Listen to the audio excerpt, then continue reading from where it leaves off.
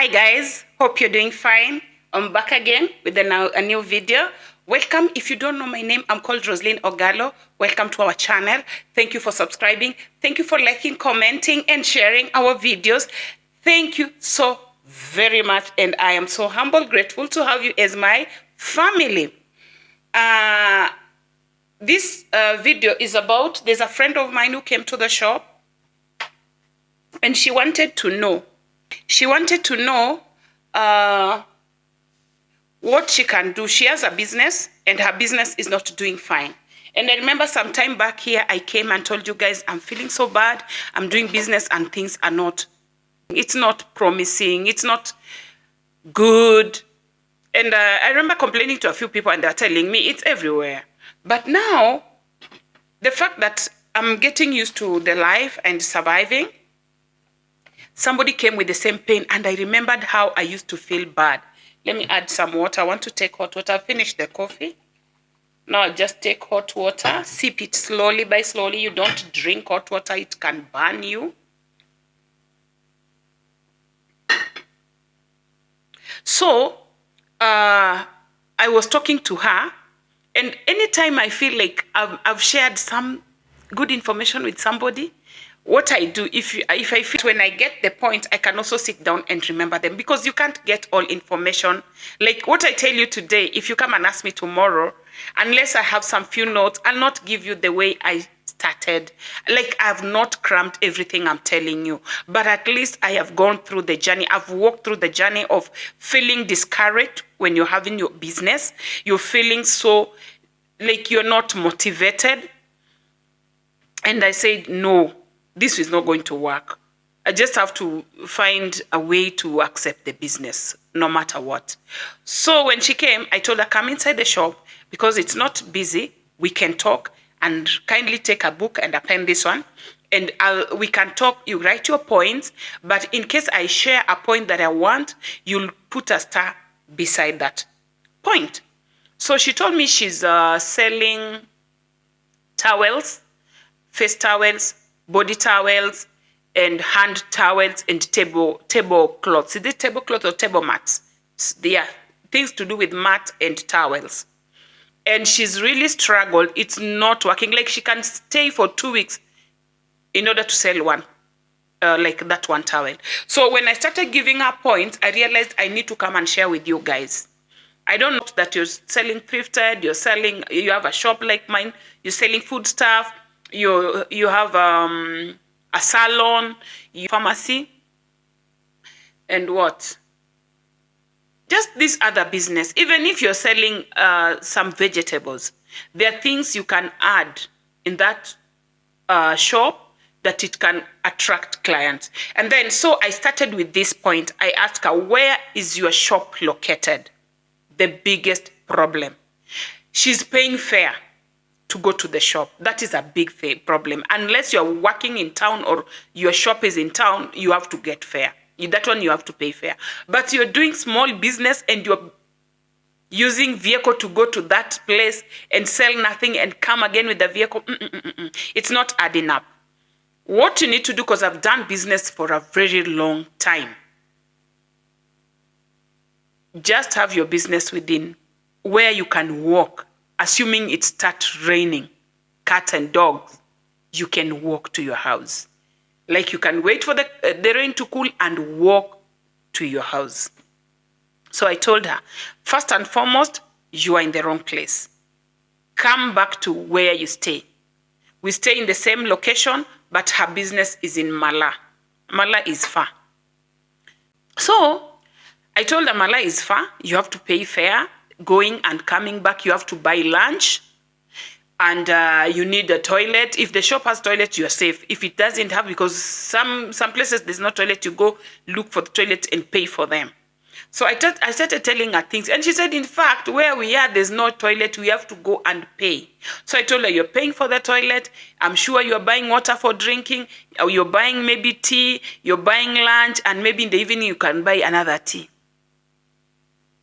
She said, you are talking about me. So I told her, first and foremost, change the location. Come back to your estate, but don't sell near your neighborhood. they will never buy from you. Your neighbors will never buy from you. I don't know why. It's not, don't think it's your place alone, it's everywhere. Your neighbors will not buy from you. But set up your business a bit far, just a walking distance, you'll get clients who doesn't know you and they'll be proud to come and buy from you. So I told her, first and foremost, first point, make sure your business is next to where you stay, like you can walk to your place, even if it's a bit far, that you can take a motorbike of maybe 50 shillings, that one is okay. Then number 2, what are you selling? Do you have passion for what you're selling? You need to have passion, even if it's what you don't like. Assuming I just like selling medicine in a pharmacy. It's okay. You love it. You love the job. You'll get money. You'll get other drugs and add in the stock there. So make sure you have passion with what you want to start, like business that you want to start. If you like dresses, please go for it. If you like shoes, go for it. But we're talking of a shop set somewhere. You have a shop. So why am I saying the shop is supposed to be near the roadside, out by the roadside? It's because it's a way that has traffic. So some things you don't plan to buy. That is where I'll be coming from. So first and foremost, make sure you are next to a roadside. You sell or you do business that you have passion with. Get a strategic place like by the roadside or somewhere with this traffic, like there's a road, even if it's a tarmac road, provided it's somewhere people are walking, going to a certain place and coming. Make sure that your shop should not miss. If your shop is somewhere people are passing around or through, you should not lack water. Make sure you have water. Water is very cheap. Water you get at around 12 bob and you sell at 20. Some people sell at 30.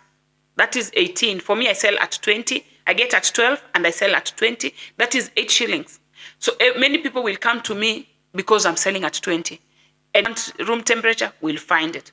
The big ones, we get them at, is it 28 or 30? And we sell at 50. Some people are selling at 70. I'm selling at 50. I still make my money. Nobody will take water and then tomorrow they say they'll never take water. Water is constant. Like today, oh God, I don't know why that thing was passing my mind. A lady came and told me, do you have water? Yes, give me the small one. And nowadays we fear giving you before you pay. So I'm pretending that I'm wiping the water and she's standing. You can see she wants to pay with the phone, yeah? She wants to pay through the till. But she's not doing something constructive. So I just gave her the water and stood next to her. The moment I saw her opening and putting some drugs in her mouth, I said, no, if she pays, it's okay. If she doesn't pay, she deserves. She's not feeling well. Then after finishing to take the medication, she paid. What am I trying to say? If she took water for medication, what about that other person who's coming just to buy water to drink and another person coming to buy water to wash their hands? They want to eat food. I get such clients. They've bought mangoes somewhere. They tell you, give me water for 20 shillings. And you see them washing their hands and washing the mango and throwing the bottle, eating their fruit, 20 shillings. So don't miss water. Somebody can faint next to your shop. Water can save that life. So if you're setting up small, even if it's a big business, me, I'm talking of small business, make sure you have water there. The small one and the middle one. That one for 50 and the one for 20. Number 2, never lack handkerchief. Those handkerchiefs are very cheap. You get them in Kamukunji at around 6 bob or 3 bob. You come and sell some at 30 bob. The better ones are 50. They have different quality. Go get those handkerchiefs. Have them there. Make sure you have the 2 types. The cheaper one for 30 shillings that you were supposed to sell at 30 and the other one to sell at 50. Make sure you have, even if just one dozen, keep them there. I've said water, I've said handkerchief. Number 2, pads. Pads for ladies, women pads. sanitary towels. Yeah. Why? Things do happen on the road. Things do happen. Somebody might just start walking and imekuja tu kwa duka. Si uzangi pads. Please have sanitary towels, whether you are a man or a woman. Make sure you have those things in your shop. We are thinking of helping somebody to think, because they left the house, they forgot the pads, and they're already halfway. And maybe the sanitary towel is already halfway full. So what do they do? Can I have some pads here? Do you sell this? Please have some pads in your shop. Another thing, Pampers. We've got Pampers. I don't want to name because I've not been paid to name them. But we have some Pampers for kids that you can open and sell one each. You kiss and sell. There are women who work with the children and the children mess up on the road. They need the Pampers, I mean. When they ask you, tables, I cannot sell Pampers. Have them next to you. You'll be surprised and shocked. Maybe that is a road to the hospital, to the clinic. The moment they reach the clinic, they need to remove the Pampers they didn't carry. They forgot in the house. They cannot go back because carrying a child to and fro is hard.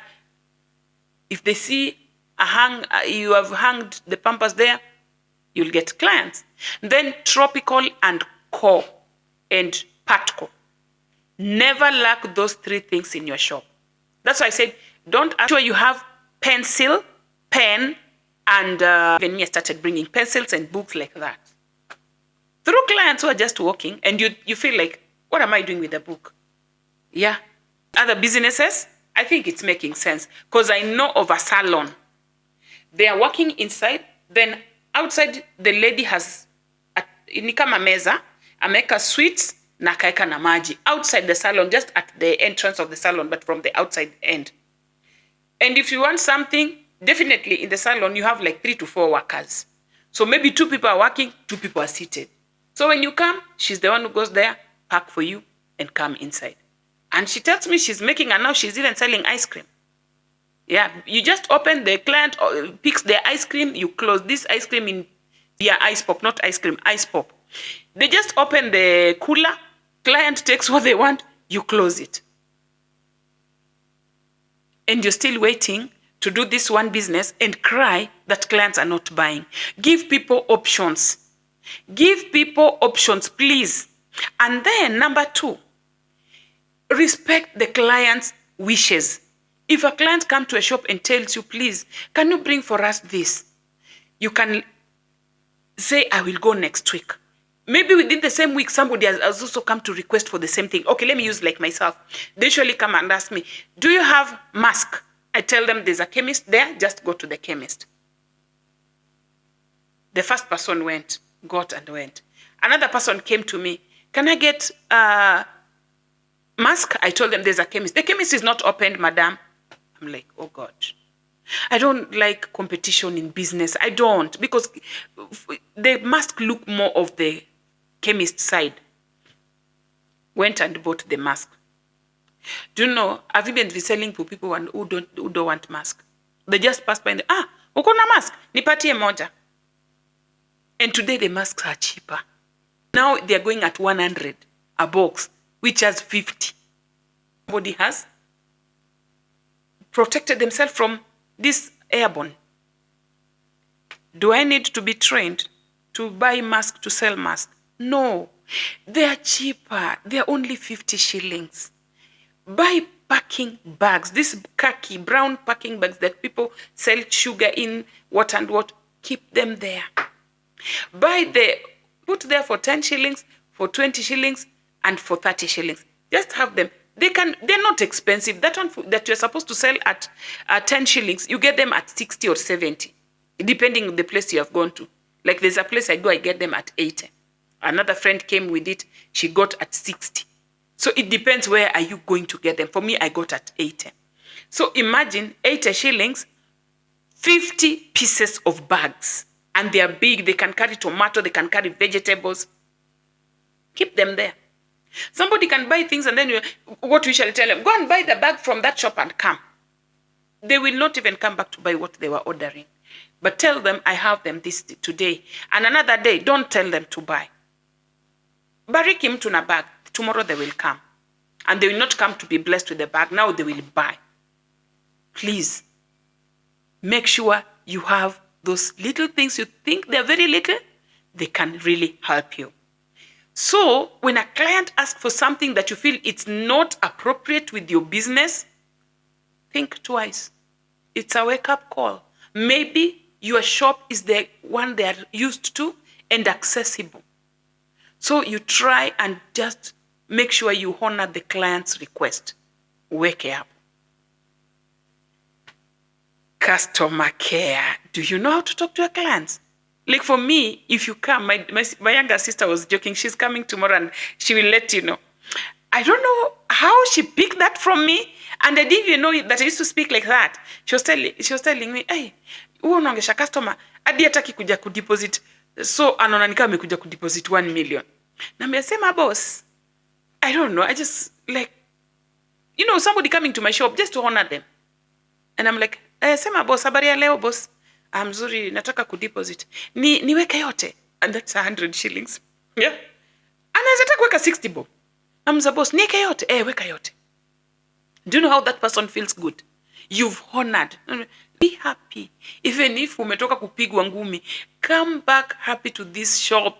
Let this client be satisfied. That is what I do. A lady comes, hey madam, hey you're smart, I like your hair. Nata labda mefunga tu kitamba. Si nimefunga. Yeah, I just love the way umeifunga. Inakaa very decent. Hata kama alikuwa ananunua maziwa, they'll carry the bread and some other biscuits for the kids. Appreciate people. Customer care. Talk to them nicely. Even if you are not in the mood, or even some of them can be rough. Like I remember there's a guy who came for me. Madam, hebu nidepositie pesa haraka na usinifanyie pole pole. Nikamwambia pole boss wangu, nitafanya haraka sana. And he's a small guy. Boss wangu. Akamwambia unanitukana wewe? Nikamwambia hapana, wewe ndio umeniandika kazi mtu wangu. Ukikuja nimepata kazi. Ukikataa nimefutwa. And he was like, okay, he's not smiling but okay. Okay, sasa pia mimi ni boss. Nikamwambia wewe ni boss mkubwa sana. Kama hujambo uko nje, amazewe ni mtu wa nguvu sana. Wewe ni mtu true sana na kurespect juu tena wewe ndio client wa kwanza, imagine. Na maybe he's the 5th or 20th customer. But I just want them to feel loved and honored and appreciated that them choosing our shop, mtu wangu, wewe ni mtrue sana. That's how I do it. I just make you happy. Even if you don't want to be happy, I'll try make you happy. Just give you a reason to smile. Like that. And I deposit for you. Nachukua namba kwa haraka. Some clients, I don't even give them time because you look at somebody, they look like they're prominent people. They standing at your shop is just a waste of time. Boss, can I have your number and your ID so that I can do it very fast? Ananipatia naandika hapo kwa kitabu yangu ya mazasimu. Namwambia ngoja tu nifanye haraka. So I don't 07 I'm like pop. Jina ni James. Ko sawa. So next time akuja niko nayo, simama tu hapo.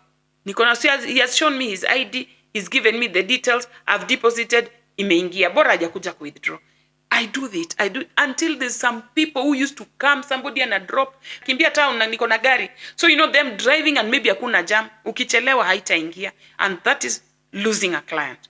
So what I used to do, I leave everything. Even if you walk in, I'll do very fast as I engage with you. Wacha tu nilipe hii bili ya stima dakika moja.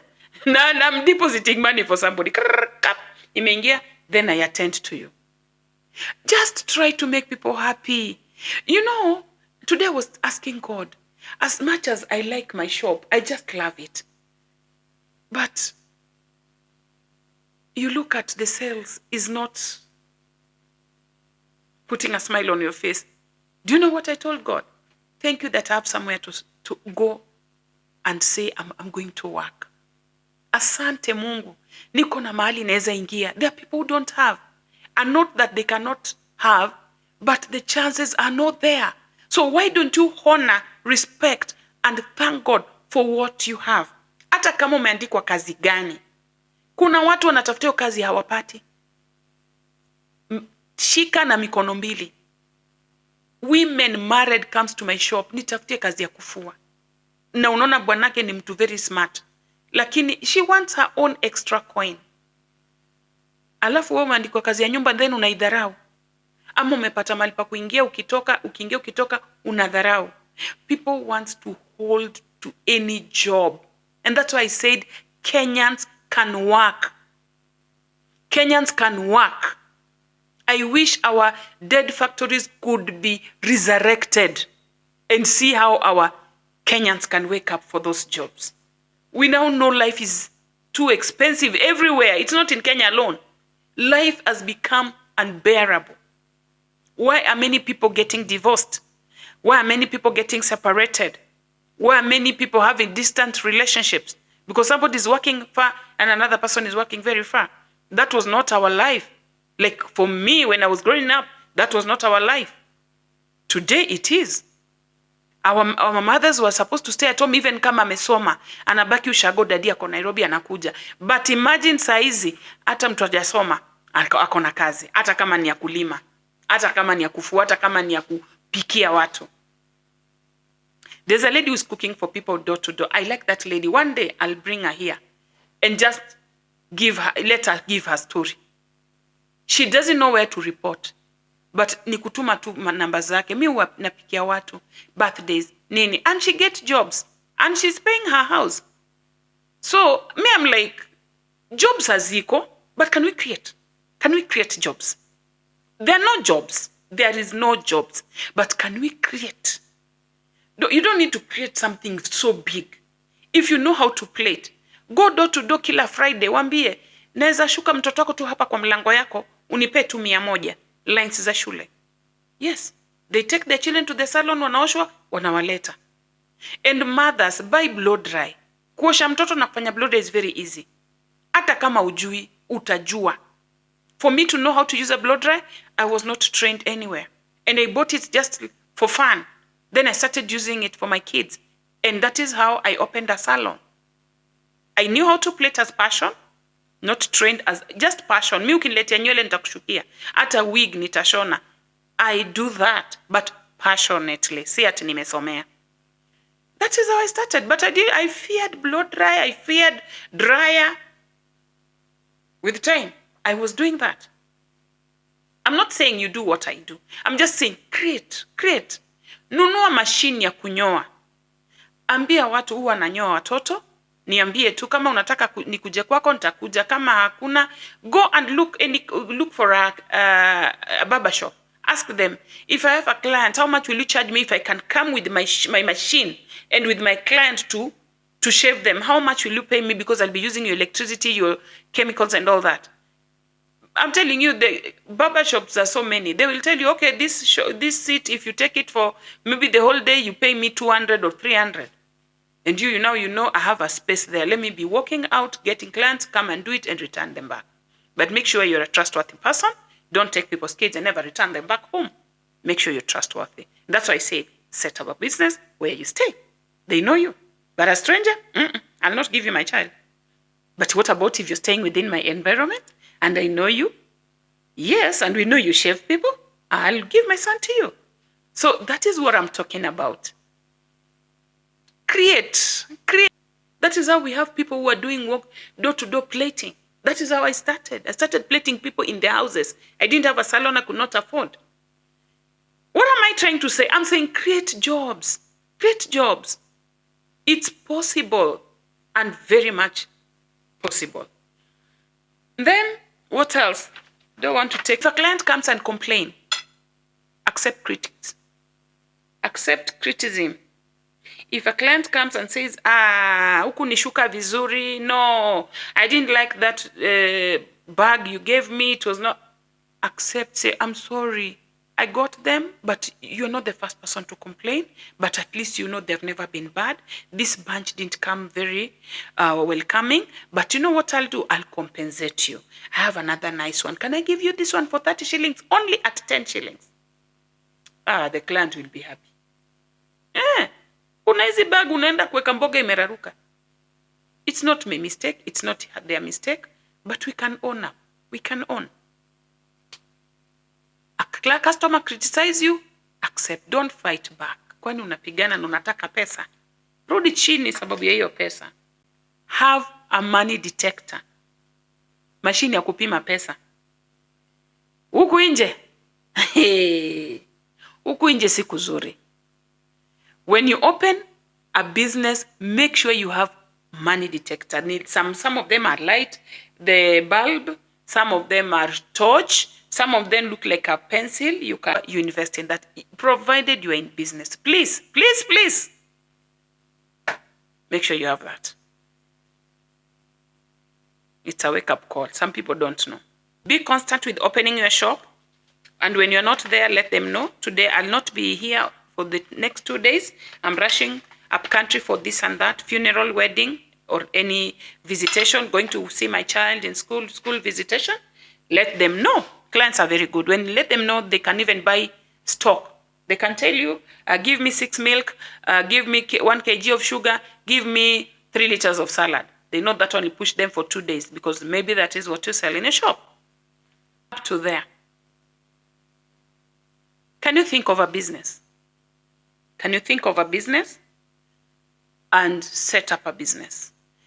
I can give you ideas. If you can cook mandazi, cook chapati, cook donuts, set up a shop. You can be cooking them in the house, bring them there, and add these things that I've told you: water, milk. Milk also goes for 90 days nowadays, so you can have 1 box. The small packet and the big packet. Just put one.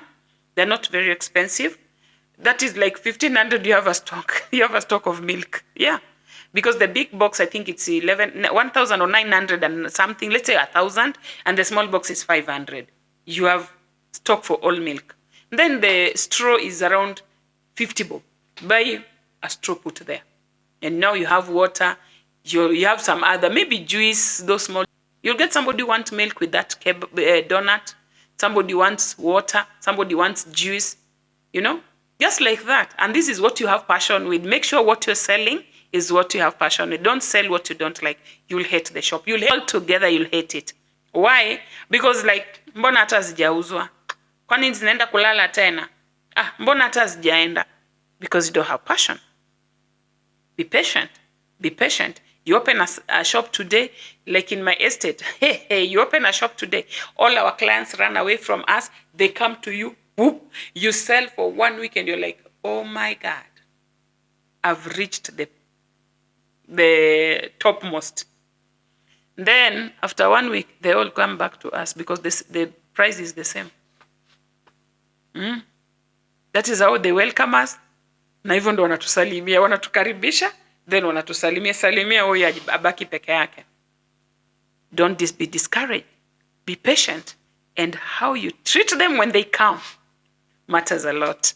Matters a lot. So guys, I was just trying to help somebody who is setting up a business, or you have a business that is not moving so fast. You can add whatever we've told you. If you have just joined right now, please watch the full video and then get to understand. Get to understand and set up your business. Make it, like if you ask me, I didn't decide to bring all of them. Somebody just came, do you have tissue? I go and bring tissue. No, I don't want Bella. I want toilets. I go bring another one. Until now, I have like almost 5 variety of tissue. Because every client with their own choices. That's why I said respect, honor, and have patience. And when you're starting a business, don't expect returns immediately. Reason? You brought the stock, and then the clients who have come, they're not for your stock, they're for another type of stock. For example, you've brought milk. Like in where I am, people like using Lato. So for me, I only brought Mount Kenya and Brookside. Somebody comes and tell you, I want 6 Lato. You feel like crying. Tomorrow you go and bring Lato. Another person, I want Tuzo. Until now, I have a variety of milk. So what am I trying to say? Clients will guide you to what to add. You've already brought what you think is good. Now client will tell you what to top up in that business. And that is how it is. I never used to sell measured sugar. I just bring the packed ones. Nowadays, they want quarter. They want sugar for 10 shillings. They are here in Kamkunji. I have them. Ukitaka sukari ya 10 bob iko. I don't know if you guys are getting my point. Don't be strict to one business. It has stopped moving. You can entice it with other things. And these things, I'm telling you, they're not expensive. They're very reasonable. You go to get them, they're very reasonable. And then what I like about Kenyans, you set up a shop today. Tomorrow suppliers that are to your door, they come for you. Not like when we started, we had to look for places to go and get our stock. They come next to you. So it's your choice to choose. Can I take everything from this person who's come to my shop? Or can I take a little and then one day go to Kamkunji or go to wherever you used to go to and get bulk?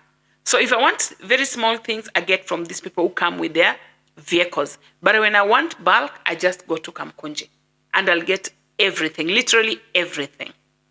So, guys, I don't know if this video has given you a point or a factor to consider, but I want to welcome you on board that if you have a business that is looking like dead or weak or not bringing back returns, please, you can top up these things that I've told you, because they're things that we really need to be having in our shops. And I've told you, it doesn't matter what business you're doing. Create a place and a space for this extra. So thank you so much for watching. God bless you. I love you so much with the love of God. And I'm so grateful to have you on board. And thank you for supporting my videos, especially those who are subscribing, commenting, liking, and sharing our videos. Like another lady was telling me, I don't know you, but you look like you're an online person. And I'm like, how? Somebody forwarded for me your video in my WhatsApp. And then she told me, if you go to certain place in this shop, you'll get a lady. This is the one. Like sasa nikikuja video mwanga nimejimake. Sasa unanijuaje nikiwa nachoro? Anyway, thank you so much for those who are sharing. Thank you for those who are supporting me. Even in TikTok, guys are coming in numbers. I'm so grateful. Thank you so much. God bless you. So, until we meet again, bye.